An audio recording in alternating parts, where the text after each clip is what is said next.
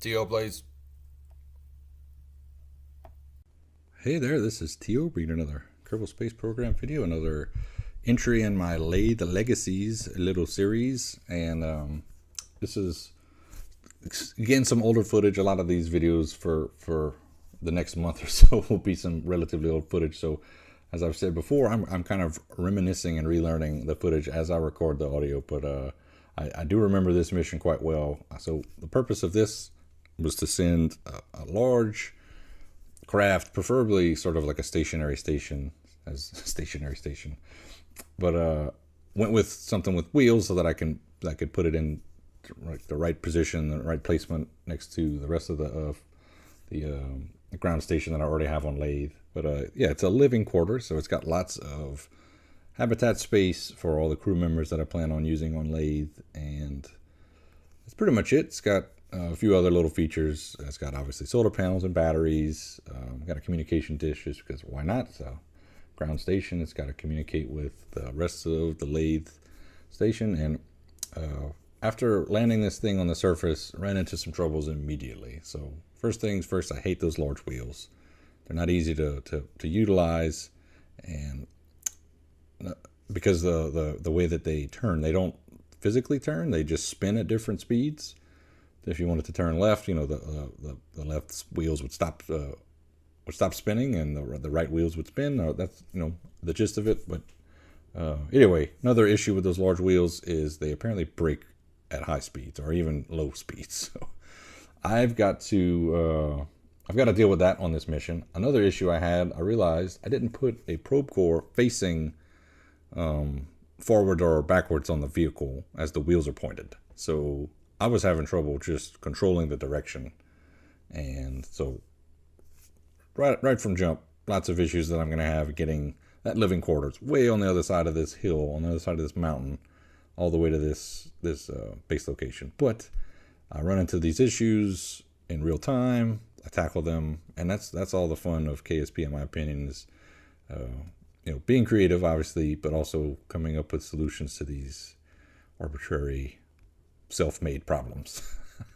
So yeah, here's the helicopter from the previous mission. This is exactly why I brought this helicopter to Laythe. So again, perfect reason to be filming this whole series. It's like creating, the more I build and the more I land and use and put on the surface, the more those things all intertwine and play nicely together. So I've got my Kerbanaut here, and I'm hoping maybe I can add a component that'll face the right direction, something like a docking port. You can set docking ports to as your control point. So I'm thinking maybe I can use one of these docking ports. And having issues with my inventory, you need the right amount of empty space because these docking ports have mass, and I cannot put the docking port in my inventory. And sometimes I'm unable to use parts in that type of inventory directly from what's the name of the feature, the construction mode. But I think it's also for that same exact reason that I was just having an issue. The mass exceeds what a single Kerbanaut can manipulate. So I'm gonna have to go back to the drawing board. I'm trying to figure out how to get a single control point on this vehicle pointed in the correct direction, so that when I press forward, I go forward. So I'm going to try again with the EVA construction. That was the feature I couldn't remember a second ago. I'm also just looking through the center of the craft. Is there anything in there that I can set as a control point? Then I'll be okay. But I don't know why I'm having a brain fart while I'm recording this. While I was performing the mission, not using EVA construction correctly. So I was trying to put the port in my inventory, but I didn't need to do that. I could just go straight to EVA construction. So boom, there you go. Now I've got a docking port on the craft. I can set that as my control point, and it is facing the same direction as the wheels. So let's retract my ladders. Got my Kerbal on board now. He's going to stick with the vehicle now, and let's start rolling. So again, as I mentioned at the beginning of this helicopter flight over, the first issue was controlling the direction that I'll be driving, and the second issue is going to be these wheels. So their traction's kind of poor. I can't go straight up the hill. I lose velocity very, very quickly. So I'm going to kind of go around the hill the long way, and at even slightly high speeds, the wheels are going to fall apart. And if I try to time warp, which I mentioned this in the last video, would be really nice to be able to do, the wheels are going to come apart. So I don't know what possessed me to leave the vehicle there, but when I finally caught back up to it, there's the wheels. They are destroyed. So again, self-made problems. I did this to myself. Let's try to fix these wheels. So in orbit on the Laythe orbital station, which is the first you'll see in the series, I've got some repair packs, some of those little repair kits in one of the modules on the station. So I can send a Kerbal. I think any Kerbal would do, even a pilot would do in this case, down to the surface with this other little SSTO, one of the previous vehicles that I had brought.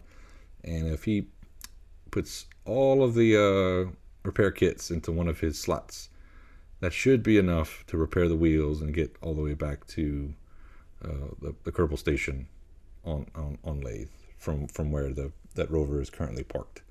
So this SSTO, I brought it to Laythe thinking, hey, at some point I could have a reason to bring a single Kerbal up to the station, and it's got just enough cargo space to put those repair kits, thankfully. So again, another example of the vehicles just meshing and playing nicely together. I was really excited when all this worked out. So I'm going to go ahead and refill my SSTO. And, during this mission, I'm thinking to myself, SSTOs are very handy on Laythe. I'm thinking I need one with a little more cargo space. So that'll probably be a future mission. But this one's doing the job for this mission, and that's fantastic. So deorbiting at the right point in setting the right trajectory is always a challenge. That was another one of my little personal goals with this little series, was the more practice I have, maybe the better I'll get at it. I don't know. That hasn't necessarily been the case. I tend to cheat, and so long as I've got lots of fuel, I like to come in at the last possible moment like this. So I'm in atmosphere for not that long before I really start to slow down. So the Kerbal's probably experiencing a lot of G-forces. You saw the G-force spike way up. So not great, but he's still alive, so he's all right. He's not upset. And there's the green. That green waypoint is the rover itself, the living quarters that I'm trying to move. The little red marker off to the left of it is that helicopter. I'm just kind of leaving it there for now, and now I have yet another vehicle on the surface of Laythe, at least temporarily. And I don't have a small rover nearby, so I've got to try to land this jet, this SSTO, as close as I can to the living quarter, so I'm not walking up this big hill forever. But another reason I've got that helicopter parked way out there, and I'll probably leave this SSTO parked here, it's the game acts really squirrely when you have too many parts in physics range. So that is one lesson that I learn or emphasize more as this series will go. Building big stations on the surface, building big stations in orbit is fun until the game stops functioning properly. So I'll probably end up keeping these vehicles somewhat spread out, maybe a little airport here, living area here, science area there, that sort of thing, instead of having everything all in one place. So if the physics decide to go haywire on me, not everything will be affected, kind of compartmentalize and keep my eggs in different baskets. So getting my solar panels put out so the batteries can recharge on my SSTO. Again, pretty much everything that's coming to Laythe would have its own means of recharging and refueling in some cases. So putting the repair kits on, and I want to load the rest of those repair kits into the rover if I could. Again, I need more cargo space on a small SSTO like this. That would be really nice, but having issues getting back into the cockpit, so I can lower that front wheel and hop on in like that. And let's get back into the rover and see if we can get this thing to its destination. And I'm already rolling in the wrong direction. Let's correct that, and off we go. So I Not certain, but I think that would be the last trip up to the orbital station during this mission. Used way more repair kits than I expected to getting this thing to the not the KSC, the LSC, the Laythe Space Center. But again, it's all fun. Just the more opportunities you have, the more reasons you have to utilize all these features that you've decided to create for yourself, the better. So I'm going to be sending way more unique vehicles designs to Laythe, and each of those have their own complications at some point. I'll utilize other vehicles to help, and more rescues and more recoveries and more salvages, and build up until Laythe is fully equipped with all kinds of capabilities to do all kinds of fun things. So I'm also going to try to collect more science. That's another goal of this series. So at some point I'll be mapping the biomes of Laythe, and for the most part I'm using this little area. I chose this landing site because of the lake. The completely landlocked lake doesn't have any tributaries or rivers or anything like that, so it's should be in theory freshwater, and it's also close proximity to this little gulf with other little islands nearby, so it seemed like a good equatorial landing spot to set up a base. One issue I found, though, not many flat, like really nice flat spaces on Laythe, so my base isn't perfectly flat, but it does the job. So there I'm just driving until my batteries run low. Another vehicle I would probably want to bring at some point to Laythe is a large cargo capable aircraft, something that can fly and carry heavy things, so that I would never have to repeat this mission. I can just fly over, pick this kind of thing up, and fly it to its proper landing zone. And it's really just because I struggle with pinpointing landings. Ideally, this living quarter would have landed right next to the base, but I don't have any mods that assist with that sort of math. So I try to line up my inclination, try to pinpoint my landing as best I can, but sometimes my vehicles don't even have enough fuel to perform some of those maneuvers, so I just gotta land as best I can. And with Laythe, there's so much water that you basically, if you hit the landmass, you're probably mostly happy, and any bit closer to the target landing zone, is just icing on the cake. So that's actually why I decided to stick with that landing zone, because as you can see, I'm next to a mountain, and there's so many other worse places to land that driving along the edge of this area and over this little hill here, it's really not that big a deal. So it also required me to use those repair kits, which was all completely worth it. Very fun part of the mission.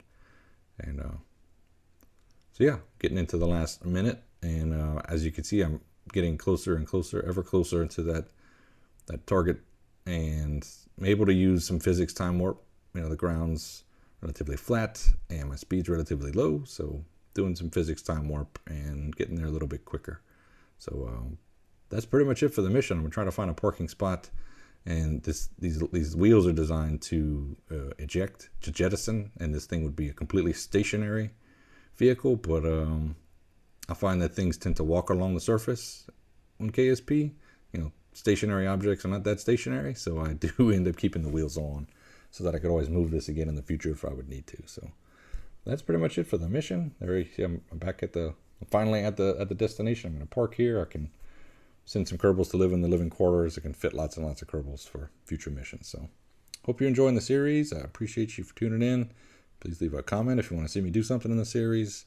Hit that like button, subscribe if you haven't already. See ya.